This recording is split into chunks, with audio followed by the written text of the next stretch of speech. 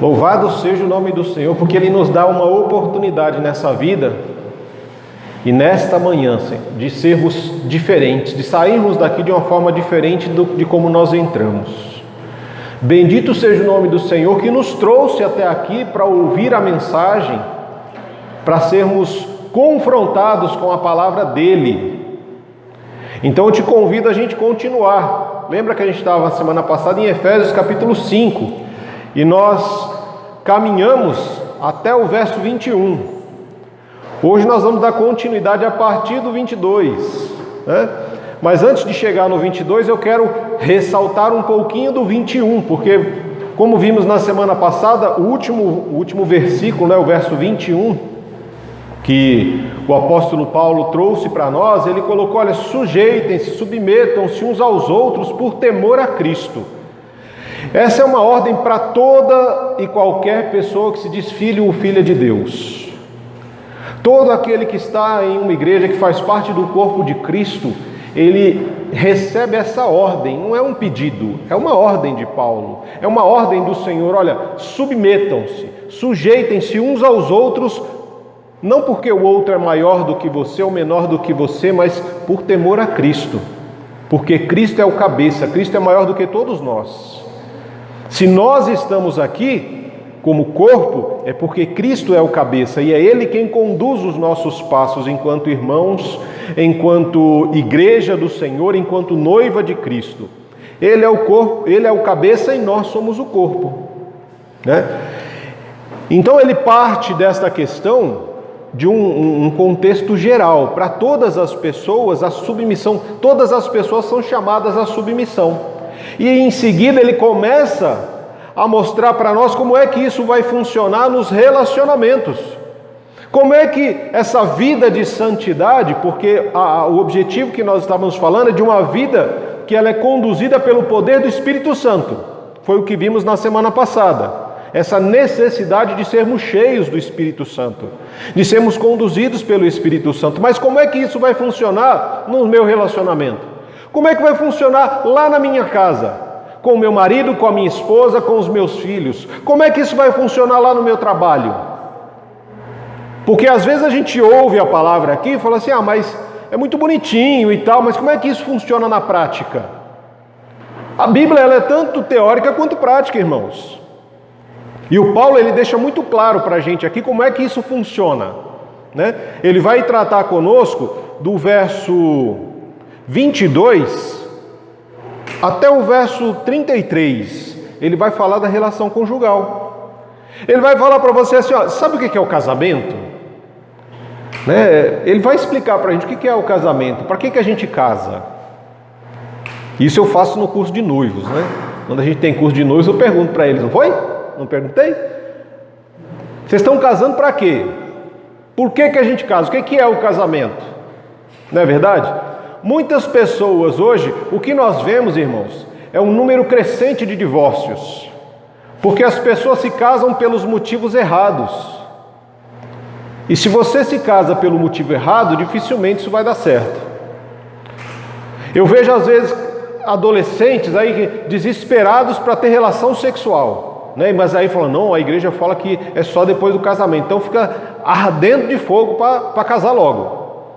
Primeira que passou na frente, o primeiro que passou na frente já derruba. Não, vamos casar porque é necessário, né? Aí fica aquele alvoroço, porque tem uns namoros extremamente complicados. É aquele namoro que o negócio vai esquentando, e aí depois sai correndo cada um para um lado e passa a noite que não dorme. Fica o namorado de um lado e a namorada do outro, né? Cada um na sua casa, mas não dorme à noite. Fica aparecendo aqueles bifes que a gente, né, vai fazendo de um lado e do outro e vira para um lado, ai meu Deus do céu, aí vira para o outro, aí corre, toma um banho gelado para ver se dá uma aliviada, né? Desejos carnais faz parte do ser humano? Sim, é normal, faz parte.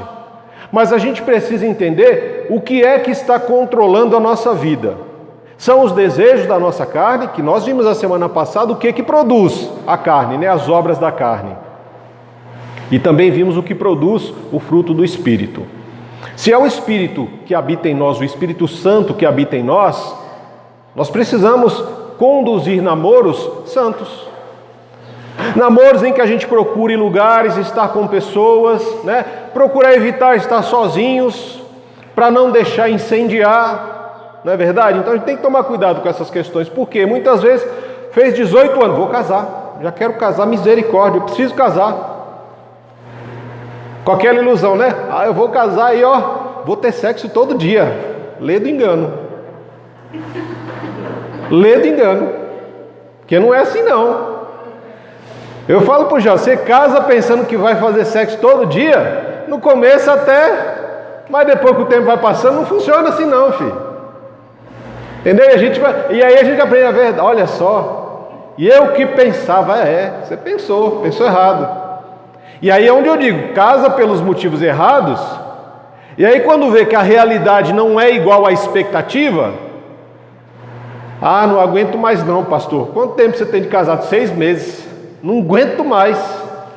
Ué, mas 6 meses? Pastor, porque ele, porque ela. E aí a gente volta para compreender por que a gente casa. E aí eu pergunto, por que a gente casa? Aí tem gente que fala assim, é para ser feliz. Não, você não casa para ser feliz. Ainda bem que tem bancos aqui, né? Se fosse cadeira eu corria um risco. Mas você não casa para ser feliz.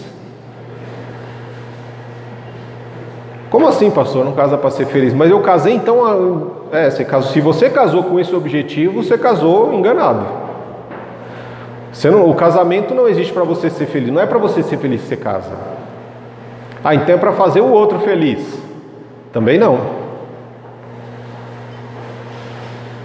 Aí você já olha para frente, então lascou tudo, né? Falei, Se era esse o seu fundamento para o casamento, casar para ser feliz, ou casar para fazer o outro feliz, ou casar para ter sexo, você está lascado. Isso não é o objetivo do casamento. E o Paulo ele vai mostrar para a gente qual é o objetivo do casamento, por que a gente casa, né? Tenho visto aí o número de divórcios estourando, né? Principalmente na pandemia subiu muito o número de divórcios, porque o marido descobriu que ele tinha uma esposa e que ele tinha que aprender a conviver com essa esposa, e a esposa descobriu que tinha um marido e tinha que aprender a conviver com ele dentro da mesma casa. E a casa deixou de ser aquele lugar, né, gostoso que você voltava para, né, depois de um dia de trabalho, de loucura e tal, porque a casa passou a ser o seu lar, a sua igreja, o seu lugar de trabalho, né, era tudo. Era tudo para todos. Então, às vezes você tem ali, o filho está na aula, o outro filho, o pai está dando aula, ou está trabalhando na empresa, a mãe está fazendo também, trabalhando na empresa, fazendo e acontecendo, e aí aquele alvoroço dentro de casa. E aí a gente descobriu que tinha filhos, né? Nós descobrimos que tínhamos esposa, que tínhamos marido, e esse convívio, ele se tornou um caos. Um campo minado, um campo de guerra dentro de casa. Ao ponto de muita gente falar, não vejo a hora de acabar a pandemia para eu voltar para trabalhar. Não vejo a hora de acabar a pandemia para eu ir para a escola. Não é? Porque quando o seu casamento está fundamentado em bases erradas, as coisas se complicam. Quando você descobre que você é casado, que você tem filhos. Porque você precisa aprender a conviver com essa pessoa.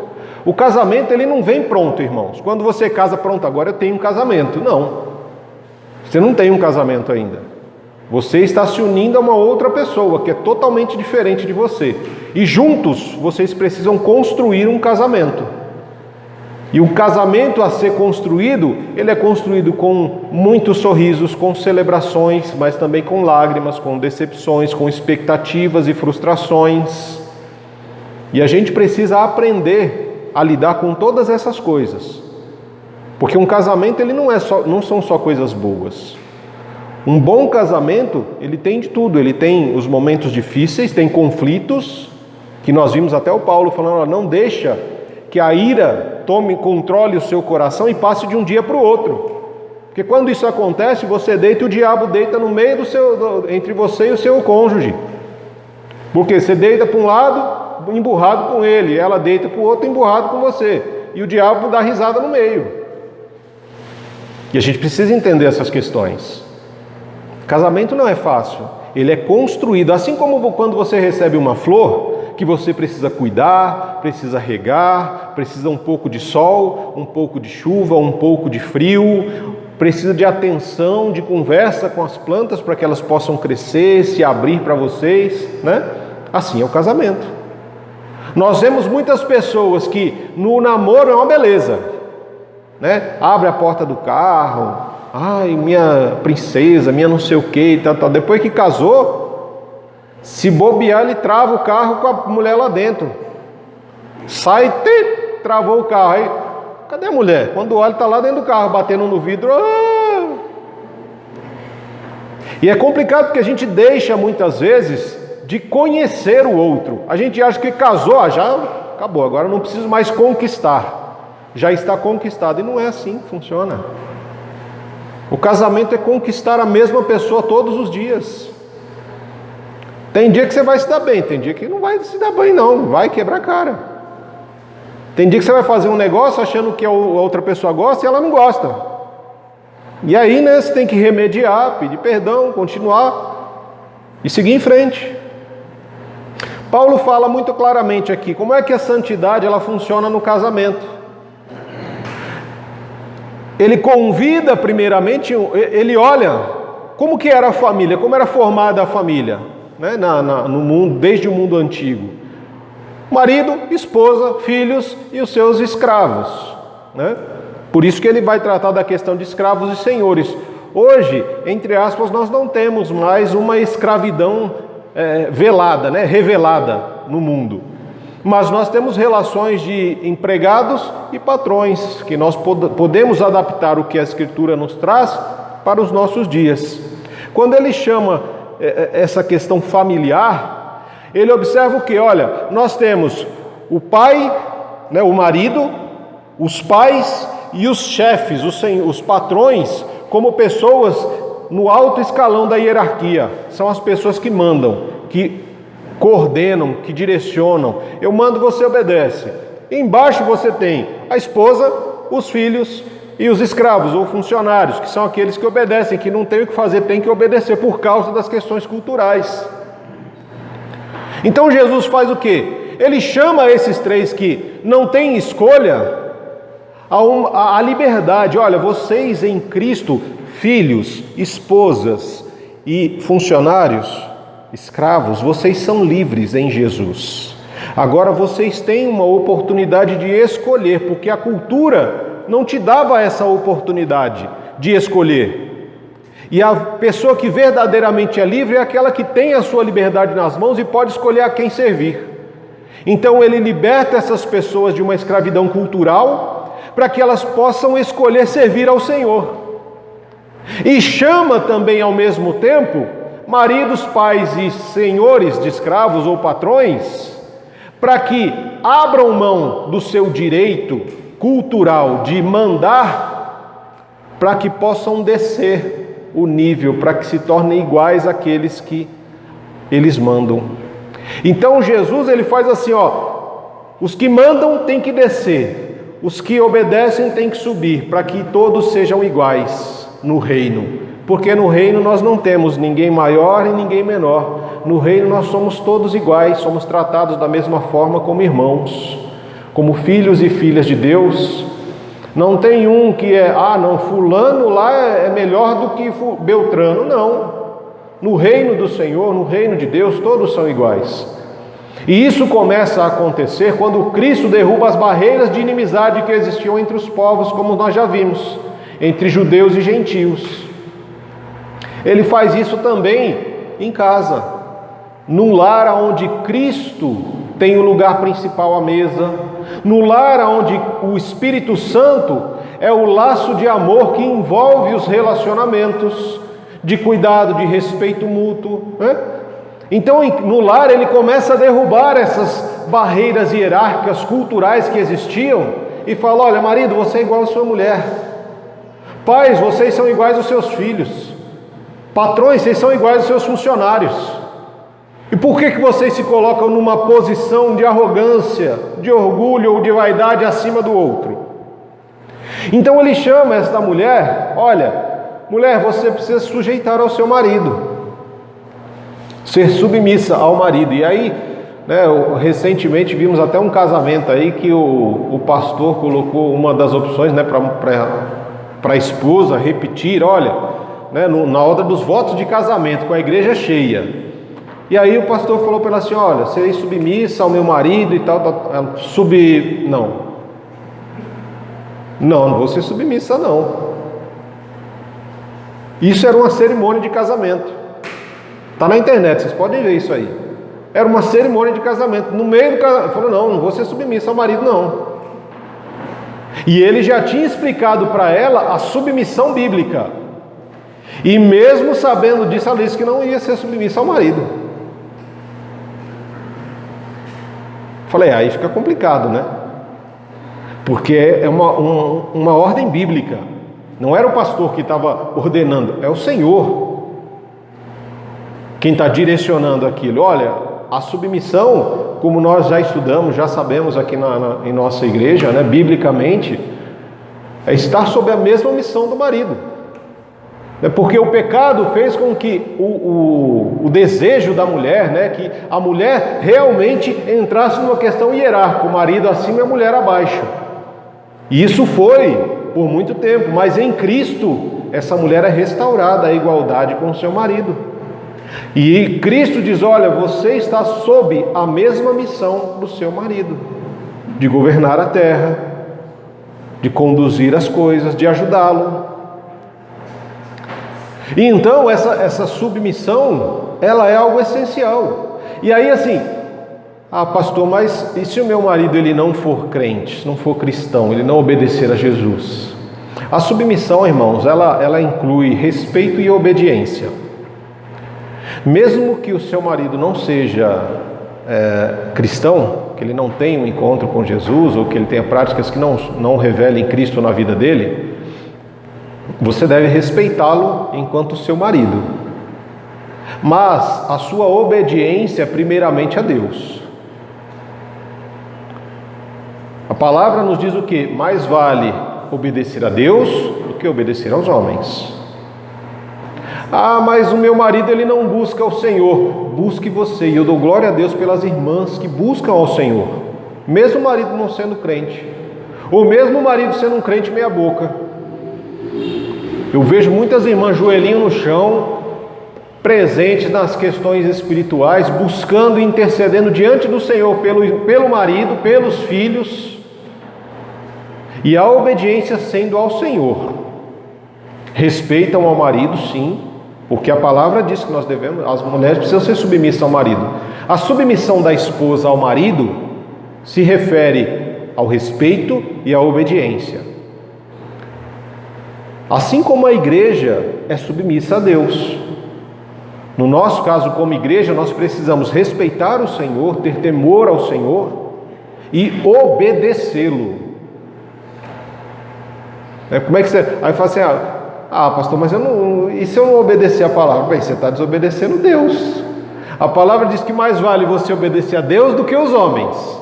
Se você não obedece a palavra de Deus, você está obedecendo aos homens, a você próprio, ao seu ego, à sua vaidade, e não a Deus. Então você está agindo de forma errada.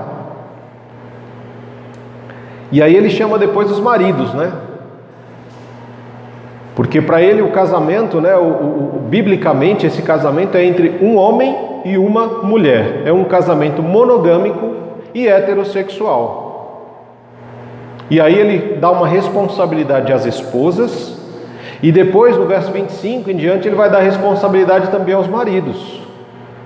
Ao marido ele diz: olha, assim como Cristo amou e se entregou pela igreja, os maridos também devem fazer a mesma coisa pelas suas esposas. Então o marido é chamado a morrer pela esposa. A esposa deve respeitar e obedecer o seu marido. Se ele for um homem de Deus, ela respeita, mas obedece ao Senhor. E o marido deve abrir mão da sua própria vida pela sua esposa, sacrificar a sua própria vida pela esposa, porque é o tipo de amor que Cristo teve pela igreja. E aí ele faz essa relação, né, de que a igreja é o corpo de Cristo. E Cristo fala, e ele fala assim: olha, se você ama o seu corpo, você ama você mesmo. Não entendi, pastor. Você não entendeu porque aqui é exatamente onde mora a questão do casamento, irmãos. Quando Deus cria um homem e uma mulher, Ele cria um homem perfeito e completo. Perfeito porque ele tem o fôlego de vida, e completo porque ele tem todo o esqueleto, todos os ossos completinho, bonitinho, tal. Ele era perfeito e completo. Porém, esse homem não tinha alguém que o correspondesse, alguém que caminhasse com ele, alguém que pudesse conversar com ele de igual para igual, como tinham todos os seres criados no início, no Gênesis. A Trindade sempre foi algo em comunhão, sempre existiu o Pai, o Filho e o Espírito Santo, e os três são iguais em todos os atributos. Não tem um maior do que o outro, um menor do que o outro, todos são iguais. E quando Deus cria todas as coisas, cada um dos seres criados tinha um correspondente igual para que pudesse caminhar. Apenas o homem não tinha. Então Deus faz a primeira cirurgia. Ele tira uma costela desse homem e tira um pouco do fôlego de vida desse homem, porque a palavra não diz que ele soprou na narina da mulher. Então ele tirou uma costela daquele homem que era completo, e ele se torna um homem incompleto, e ele tira um pouco deste fôlego de vida e ele deixa de ser perfeito, porque aí ele compartilha esse fôlego de vida com a mulher. E quando a palavra nos diz: olha, deixa o pai e a mãe, se unirá à sua esposa e serão uma só carne, ou uma só pessoa, quando existe para Deus o casamento, é essa relação sexual, quando homem e mulher se relacionam e voltam a ser completo, volta a ser uma só pessoa completa e perfeita diante de Deus novamente.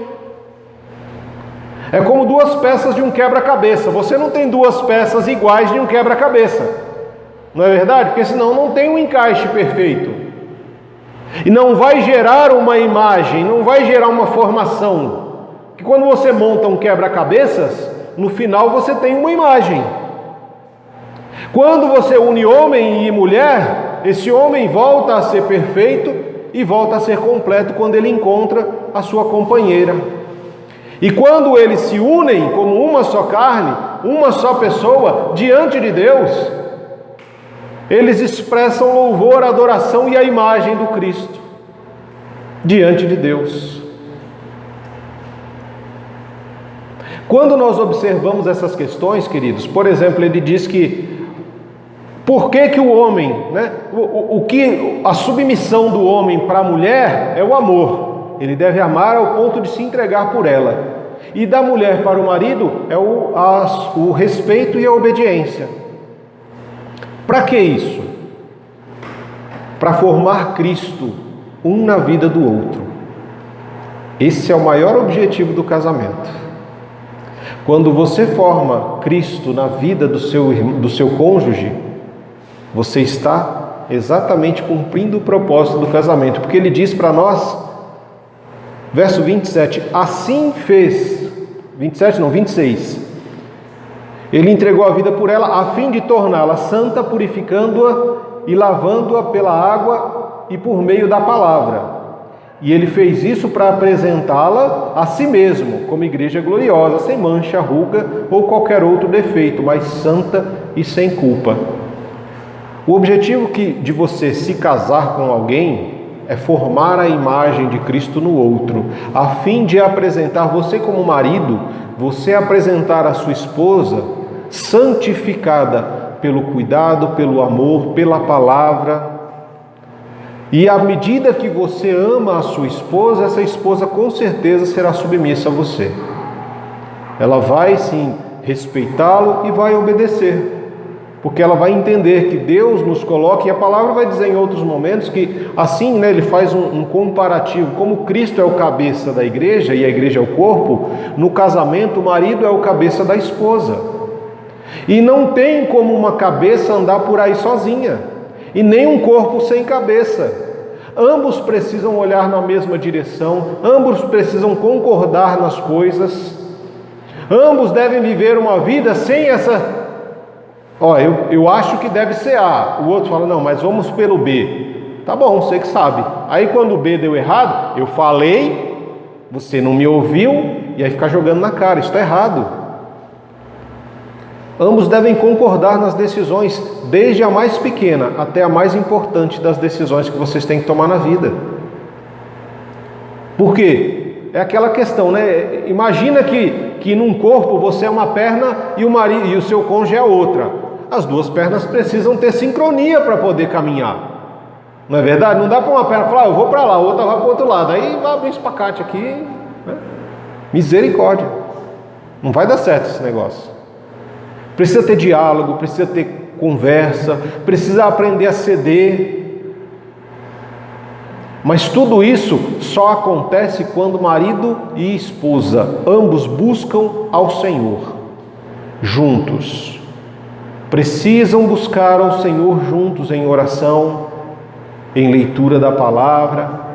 Isso é um casamento que é santificado pela presença de Jesus, pelo poder transformador do Espírito Santo no lar, nas pessoas que fazem parte desse lar, pela palavra, porque é a palavra que vai santificando o nosso coração. E assim funciona esse casamento, né? Então esse casamento ele vai funcionar dessa forma, de forma que o marido forme Cristo na vida da esposa e que a esposa forme Cristo no marido, que ambos possam olhar um para o outro. Eu olho para minha esposa, eu vejo Cristo, ela olha para mim, ela vê Cristo. Aí vocês vão desfrutar de uma alegria que excede todo e qualquer entendimento. O objetivo do casamento ele não é a felicidade, mas é a alegria que é conquistada a partir de Cristo sendo formado na vida do seu cônjuge. Como é que você faz para formar Cristo na vida do seu cônjuge? Ore por ele, ore por ela, compartilhe da palavra, compartilhe de sonhos, de medos, de angústias, compartilhe as mágoas. Olha, eu fiquei chateado, fiquei magoado com as suas palavras, né? Você agiu com grosseria de repente. Então são questões que precisam ser conversadas, porque às vezes, né, um acha que o outro já tem que saber tudo. E a nossa bola de cristal não funciona para saber o que o outro está pensando. Se a gente não conversar, as coisas não vão desenvolver. E aí o que acontece? Um casamento santo, a ideia é que os frutos desse casamento sejam filhos santificados, né? Porque os filhos também nascem pecadores, iguais a nós. Então não é, ai meu anjinho, não, é um pecadorzinho, uma pecadorazinha, que nasceu, que também precisa crescer, se arrepender, ter um encontro com Jesus e entregar a vida para Jesus. Então nós como pais somos responsáveis por eles. Por isso que Paulo depois, a partir do capítulo 6, ele vai dizer: filhos, obedeçam aos seus pais no Senhor, porque isso é certo a fazer. Honre pai e mãe, e esse é o primeiro mandamento com promessa. Ele chama os filhos a uma obediência aos pais por causa de Cristo. Mas se esse filho, essa filha não conhece a Cristo, como é que ele vai honrar e obedecer os pais? Porque para um filho, irmãos, que é pequeno, quando você fala de Deus, ele não tem noção de quem é Deus, do que é Deus. O que chega mais próximo de Deus para ele é você, que é pai e mãe. Se você é um bom pai, uma boa mãe, Deus deve ser um bom pai. Agora, se vocês são pais que discutem, que brigam, que se xingam, que se ofendem, ele quer distância desse Deus aí. Porque você fala de Deus para os seus filhos, mas você age como se tivesse sido dominado pelo Satanás. Aí ele fala: não, eu não quero saber desse Deus não, você está louco, quero distância dele, quanto mais longe eu puder ficar desse Deus, melhor. Por quê? Porque você é a primeira expressão que essa criança vai ter de Deus.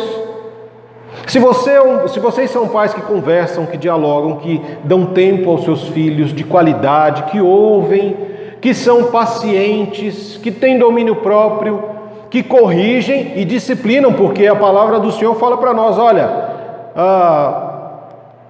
verso 4 do capítulo 6, pais, não tratem seus filhos de modo que os irrite, antes eduquem-nos com a disciplina e a instrução que vem do Senhor. Como é que eu vou saber qual é a disciplina e a instrução que vem do Senhor, se eu não estiver em relacionamento íntimo com o Senhor? Como é que eu posso dar aos meus filhos, aquilo que eu não tenho? É aquele pai e mãe que fala assim para os filhos: vai para a igreja, que hoje tem escola dominical. E às vezes deixa o filho na porta da igreja e volta para casa. E aí quando termina o horário da escola dominical, aí ele vem buscar. Ou vai para o culto. Aí ele deixa a criança no culto e volta para casa ou vai fazer outra coisa. E aí quando termina ele passa, pega a criança e vai embora.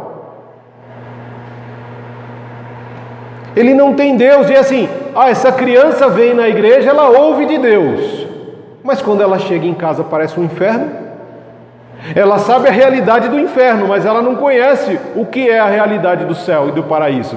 Ela não sabe o que é viver numa casa em harmonia, em que os pais se amam e santificam um ao outro, em que eles podem se assentar à mesa todos juntos para compartilhar e agradecer ao Senhor pelo alimento. Porque muitas casas, cada um está num cômodo, quando a casa é grande, né? Cada um vai para um cômodo, cada um tem uma televisão na sua casa, e não tem um momento de comunhão ao redor da mesa. E aí ele vem para a igreja, a criança ouve esse negócio de ceia, de comunhão, de sentar à mesa. Nossa, esse negócio parece bonito, mas na minha casa não tem. Por quê? Porque os pais não têm como dar o que eles não têm. Se os pais não buscam ao Senhor, como é que eles querem que os filhos conheçam ao Senhor? Eu vejo muita gente reclamando de que o mundo está um caos, está uma porcaria e não sei o quê. Mas o que cada um está fazendo para que as coisas melhorem? Eu não vejo. Às vezes o que a gente observa, vamos para Paulista, vamos fazer uma passeata, uma revolução, vamos fazer não sei o quê, e faz um alvoroço, uma barulhada, e aí vira aquele mundaréu de gente, milhões de pessoas reunidas, que cantam, dançam, né, e que dizem palavras de ordem no meio das avenidas, contra A, B ou C, pessoas que ali criam confusões, conflitos, que saem discussões, brigas e até mortes. Pessoas, vamos lutar contra o racismo, vamos lutar contra a política, contra isso e aquilo outro, e vão nesses movimentos. Eu não vejo um grupo de pessoas assim, que dizem, olha, vamos orar, vamos buscar a Deus, vamos nos prostrar e nos humilhar diante do Senhor, para que a vontade dele seja feita aqui na terra como ela é feita nos céus. Vamos buscar quebrantamento em Deus, a partir de cada um de nós. Como seria o mundo se, ao invés de nós causarmos esses conflitos, esses movimentos, essas passeatas, essa mesma quantidade de pessoas dissesse, vamos pegar essa mesma quantidade de pessoas e vamos orar ao único Deus, com um único objetivo, para que se faça na terra o que é feito no céu. A maior arma que o ser humano tem contra todas as injustiças e contra o pecado é a oração. A maior arma que você tem para ter um casamento santificado pelo Senhor é a oração e o seu testemunho de vida. Porque também não adianta você orar, pedir ao Senhor, mas a sua vida não reflete Deus, a sua vida não mostra Deus para ninguém. Então ele diz aqui, eduquem os filhos. A responsabilidade da educação dos seus filhos é sua, pai e mãe. Não é do avô e da avó, é do pai e da mãe. É o pai e a mãe que têm a responsabilidade de apresentar Deus aos seus filhos.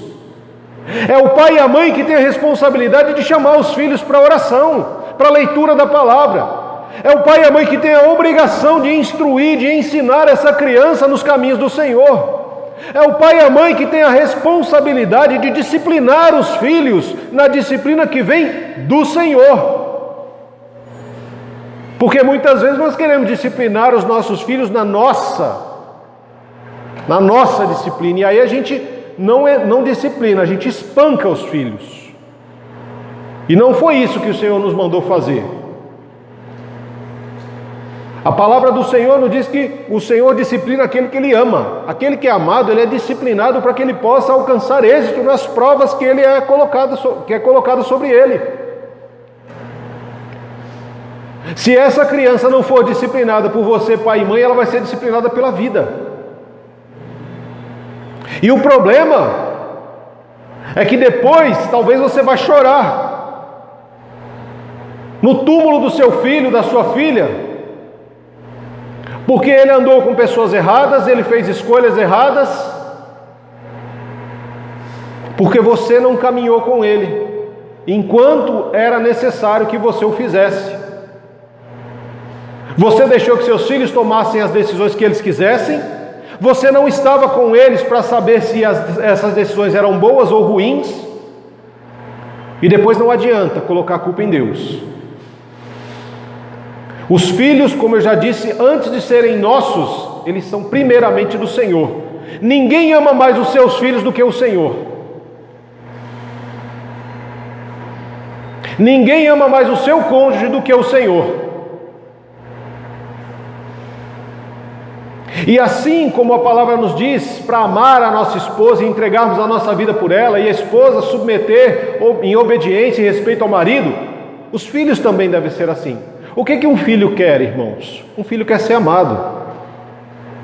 E o que os pais esperam dos filhos? Respeito, obediência, submissão, que é uma expressão de amor também. E aí você não ama os seus filhos como deveria, não dá tempo, não tem conversas, não brinca com seus filhos enquanto são crianças, não tem diálogo com seus filhos, não sabe os medos, não sabe os sonhos, não sabe nada dos seus filhos. O Google sabe mais dos seus filhos do que você. O vizinho, os colegas sabem mais dos seus filhos do que você, porque você não dá tempo para os seus filhos, você não os conhece. E aí quando acontece alguma coisa, não, meu filho não, porque você está achando que o seu filho, a sua filha, é isso ou aquilo, mas você deixou de conhecê-los há muito tempo.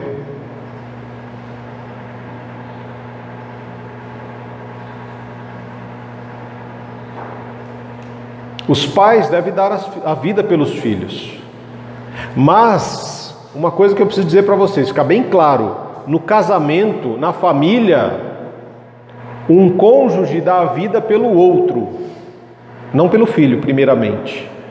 Primeiro o marido deve morrer pela esposa e não pelos filhos, e vice-versa. A pessoa mais importante para o cônjuge é o outro cônjuge, não os filhos. O que eu vejo são mulheres falando: não, se o meu filho, minha filha é tudo para mim. O marido pode morrer, se lasque, né? Mas os meus filhos não. Não, os meus filhos, eu faço tudo pelos meus filhos. A minha esposa não. Está errado. Teu casamento está errado. Se você pensa assim, está errado. Porque sem o seu cônjuge não existiriam seus filhos. É o seu cônjuge e o Senhor que lhe permite ser pai e mãe. Então primeiro é o seu cônjuge. Deus, Ele não compactua com o divórcio.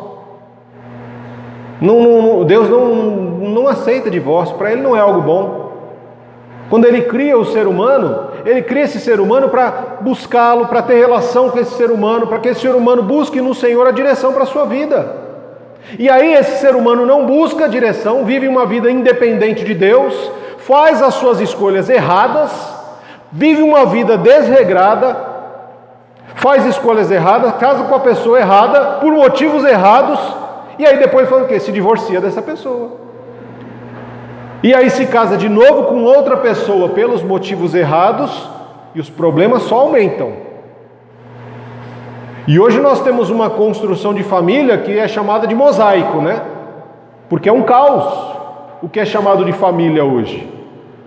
Hoje você tem 2 homens é uma família, 2 mulheres é outra família.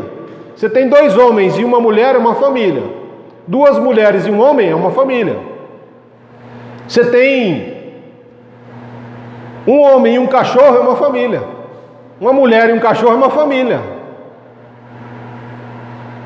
Esse propósito de Deus para a família tem se perdido porque as gerações atuais têm aberto mão disso, com um discurso de que o que importa é o amor, mas um amor que não estabelece limites, um amor que rompe fronteiras estabelecidas por Deus, princípios e valores estabelecidos pelo Senhor que criou o ser humano, não é amor, é omissão. Quando você não estabelece limites para os seus filhos, você diz que você não os ama. Ah, pastor, mas ele gosta disso ou ela... Não interessa. Se você sabe que isso não é bom, isso não vai fazer bem para eles, é dizer o não, irmãos. O que nós vemos muitas vezes hoje é um filho, uma filha que manda nos pais. É o filho ou a filha que diz o que os pais têm que fazer ou não têm que fazer. E os pais obedecem. São os filhos que estão disciplinando os pais. Está errado. Inversão de valores e princípios bíblicos. O modelo de família perfeito é encontrado em Deus, na relação do Pai, do Filho e do Espírito. É um modelo de família onde não tem maior ou menor, todos são iguais, compartilham das mesmas coisas. O pai não é um super-herói, ele chora, ele tem medos, ele tem sonhos, ele tem anseios, ele tem expectativas e também tem frustrações, assim como a mãe. E ambos têm que saber que os filhos também têm. E quando ele fala da relação de escravos e senhores, nós trazendo isso para os dias atuais, de funcionários e patrões, é uma relação em que, olha, você que é patrão não deve explorar o seu funcionário, não deve colocar salários baixos, baixas condições de trabalho, excesso de hora para trabalhar. Por quê? Porque é uma outra pessoa como você. Você gostaria de estar no lugar dele e sendo colocado debaixo desse tipo de condição de trabalho? E o funcionário tem que largar de muitas vezes ser picareta, de roubar o seu senhor, o seu patrão, no horário, de roubar equipamentos, de roubar coisas do escritório ou qualquer outra questão. Precisamos entender que quando nós estamos trabalhando, não importa para quem ou aonde nós estamos trabalhando, não importa o lugar, mas sempre para o Senhor. Então tudo o que vier às tuas mãos, faça com excelência, porque você está fazendo como que para Deus. Se você tem um emprego, é para o Senhor que você está trabalhando. Faça valer o que você está recebendo ali, mas não se deixe ser explorado. Saiba que existe uma vida que você é chamado para viver com a sua esposa, com o seu marido, com os seus filhos.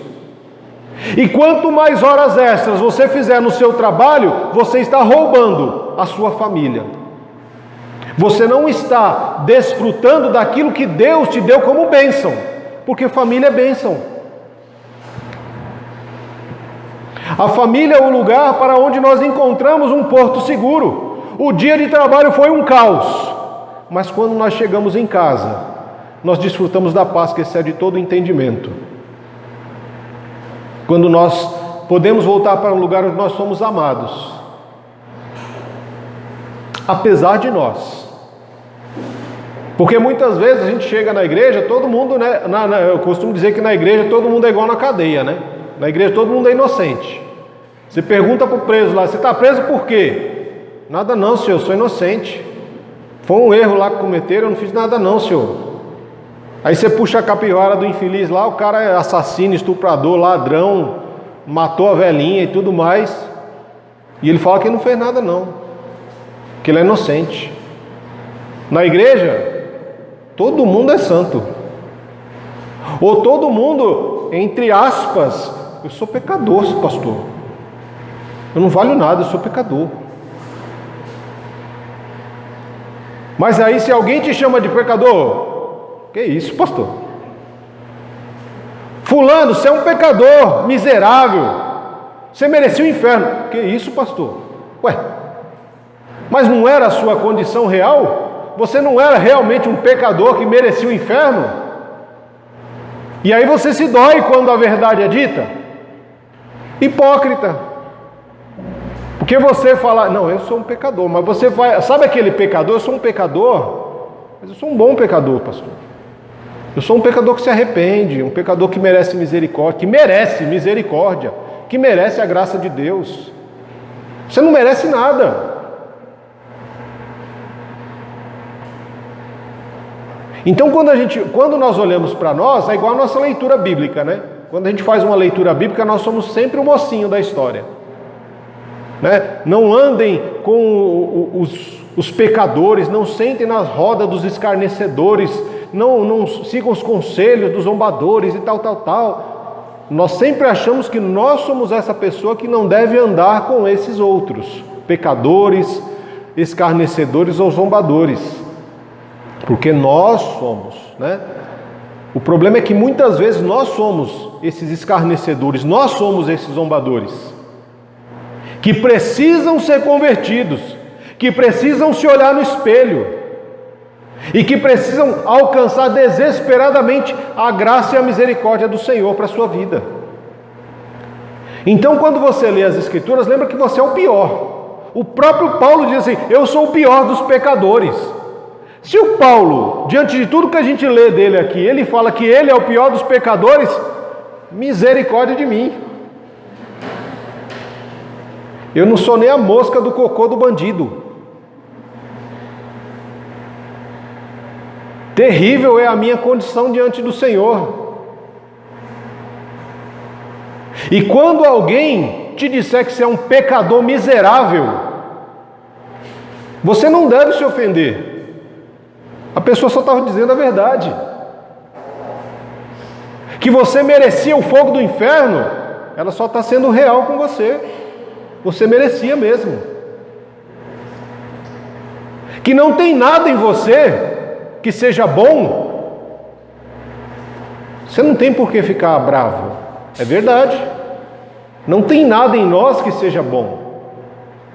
Tudo que tem de bom em cada um de nós é por causa do Senhor. É por causa do Senhor que nós conseguimos ser bons maridos, boas esposas.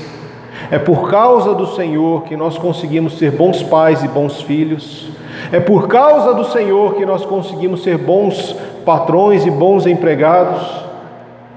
É porque Jesus veio nos mostrar como é viver como um ser humano que vive num mundo de trevas sendo luz. Como é viver num mundo em que as pessoas são influenciadas por jogadores de futebol, estrelas de cinema ou qualquer outra questão. Ele vem nos mostrar como é viver ser influenciado pelo Espírito Santo. Como é viver, ao invés de produzir as obras da carne, produzir o fruto do Espírito.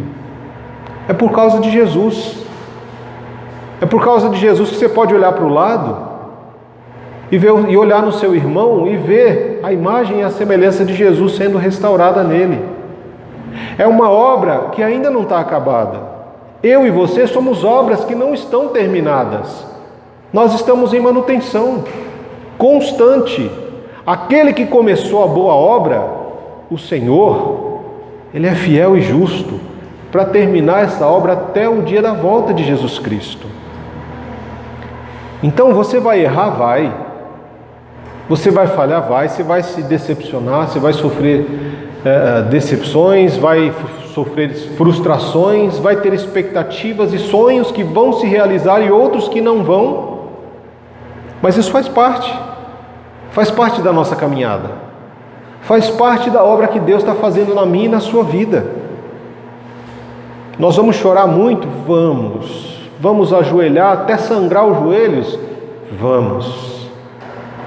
mas faz parte do que Cristo está fazendo na nossa vida, para que possamos realmente ser cidadãos do reino dos céus. Mas cabe a você buscar essa intimidade com o Senhor, porque quando o Senhor nos chama, Ele diz: olha, se você quiser vir após mim, se você quiser se parecer comigo, né, que é o que Jesus está dizendo, você quer se parecer com Jesus? É uma escolha que você tem que fazer. Ele não te obriga a parecer com Ele, mas se você quer se parecer com Jesus, a primeira coisa que você tem que fazer é abrir mão da sua vontade.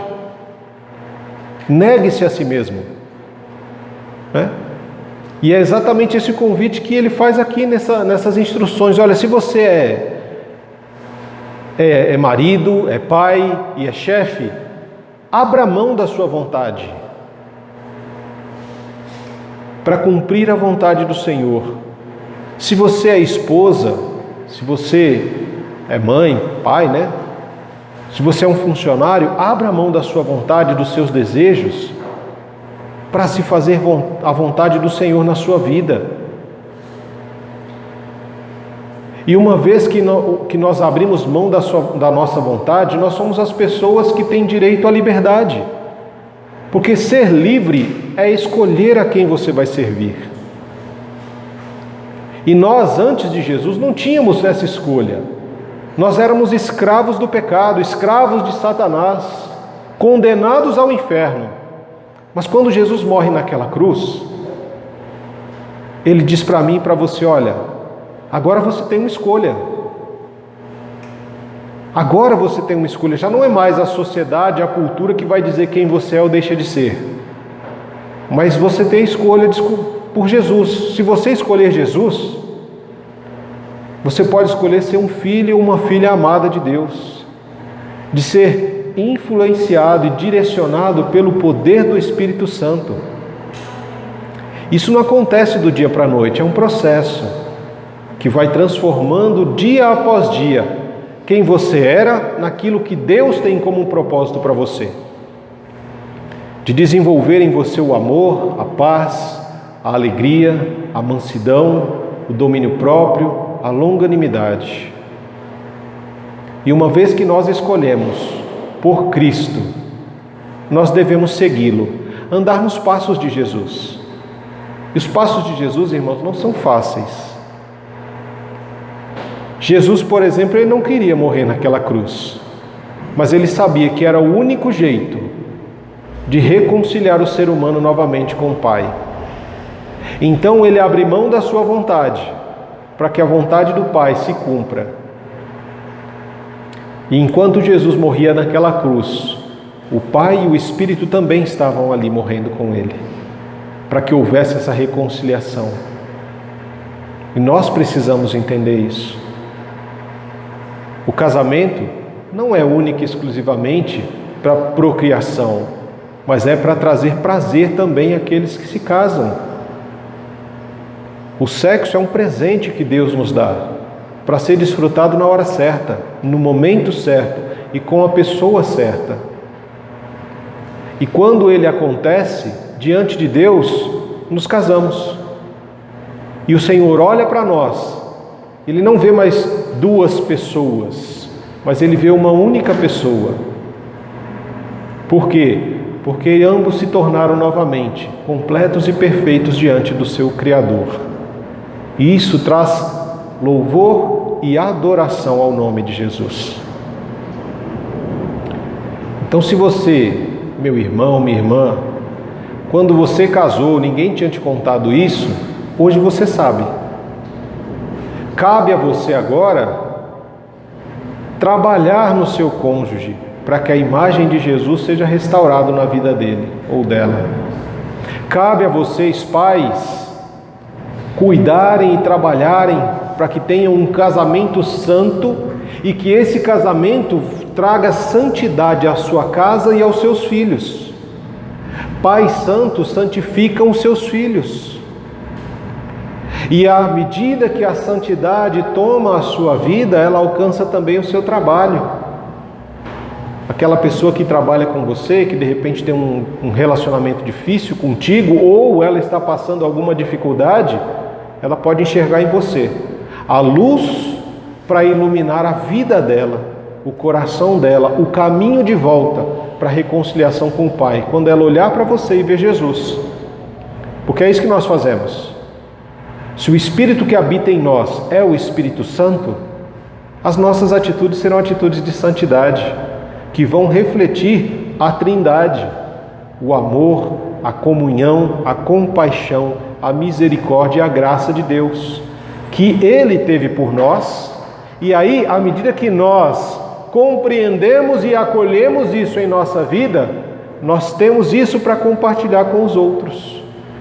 Quando nós negamos o amor, a graça e a misericórdia do Senhor, o que nós temos para compartilhar com outros é a nossa arrogância, a nossa vaidade, a nossa ignorância, a nossa amargura de vida. Então é uma escolha que você pode fazer hoje: seguir a Jesus, escolher servir ao Senhor e fazer a vontade do Senhor na sua vida, ou continuar servindo ao mundo, à carne, ao seu ego, controlados pelo diabo. São escolhas que nós fazemos todos os dias. Você acordar hoje foi uma escolha que você fez. Sair da cama foi uma escolha. Estar aqui hoje é uma escolha que você fez. E eu louvo a Deus pela sua escolha. Eu glorifico, realmente, eu glorifico ao Senhor por você estar aqui hoje. Você poderia ter escolhido estar em qualquer lugar, fazendo qualquer outra coisa, mas eu creio que o Espírito Santo tocou o seu coração e te trouxe a esse lugar para ouvir esta mensagem. E eles falaram: mas essa mensagem era bom para aquele que não... Não, essa mensagem era para você. Você precisava ouvir esta mensagem. Por isso o Senhor te trouxe aqui. Então, que essa mensagem seja acolhida no seu coração, na sua mente, e que traga transformação a partir de você, e que alcance outras pessoas, cônjuge, filhos, seu ambiente de trabalho, porque você é chamado para ser igreja submissa ao Senhor. Isso é fácil? Não, não é fácil. Viver um casamento desta forma, como as Escrituras nos dizem que deve ser vivido, é fácil? Não é fácil, mas é possível. E aí tem pessoas que falam: ah, mas pastor, e aquelas pessoas que nunca casaram? Elas são então incompletas? Não, elas são completas por Cristo. Tem pessoas que têm chamado para não se casar, para serem celibatárias. Então essas pessoas são incompletas? Não, elas não são incompletas. Aquilo que não foi completado nela por um cônjuge é completado por Cristo, porque esta pessoa se torna noiva de Cristo e Cristo se torna o seu esposo. Ela vive uma vida para glorificar o nome do Senhor. Então nós precisamos entender essas questões que fazem parte do nosso dia a dia, fazem parte da nossa vida, de quem somos e dos relacionamentos que desenvolvemos. Coisas fáceis não são.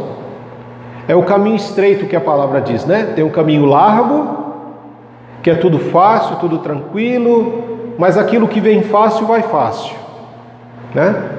E tem o caminho estreito, que é um caminho de luta, de perseverança, de permanência no Senhor, em que muitas vezes a gente vai chorar, o joelho vai estar em carne viva, mas a gente permanece ali, porque nós sabemos que o final desse caminho estreito é de vida, e de vida eterna. Como não é fácil, nós travamos uma batalha, que muitas pessoas chamam de batalha espiritual. E essa batalha espiritual a gente vai ver na semana que vem, para encerrar o livro de Efésios. É a última parte do livro, né, que a gente vai estar observando. Semana que vem a gente fala do capítulo 6, a partir do verso 10, até o seu final. E a gente encerra para entender que viver em unidade, seja na igreja, seja em casa, viver em unidade com Deus, com a Trindade, é algo difícil, é uma guerra, uma batalha espiritual que é travada. Mas como nós devemos nos preparar para essa batalha. É o que a gente vai falar na semana que vem.